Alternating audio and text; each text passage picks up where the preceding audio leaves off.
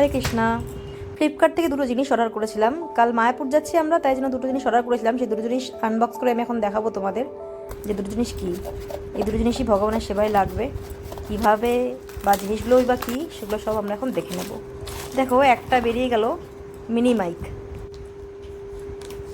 এটাকে এখন আমি কেটে পুরোপুরি সিল প্যাক খুলবো, খুলে দেখব যে কেমন জিনিস দিয়েছে।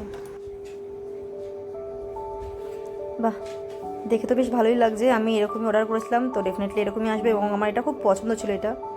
এগুলো সব এখন আমার ভিডিও বানানো বা ভয়েস দেওয়া এগুলোর ক্ষেত্রে খুব হেল্পফুল হবে, যেগুলো আমার ছিল না। আর একটা আমি যেটা অর্ডার করেছিলাম টাইপয়েড স্ট্যান্ড, সেটা আমি এখন আনবক্স করলাম। পুরো এটাও দেখে নেব যে সব ঠিকঠাক আছে কি না। এগুলো আমি যখন নেক্সট টাইম ঘরেও ভিডিও করব বা বাইরেও কোথাও যাব ভিডিও বানাবো, তখন এগুলো আমার খুব হেল্পফুল হবে।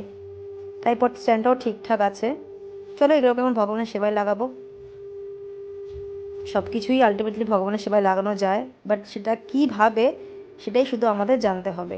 আলটিমেটলি সব কিছু আমাদের জীবনে সব কিছু ভগবানের সেবায় লাগানো যায়। চলো তাহলে ডেমো দেখে নিই।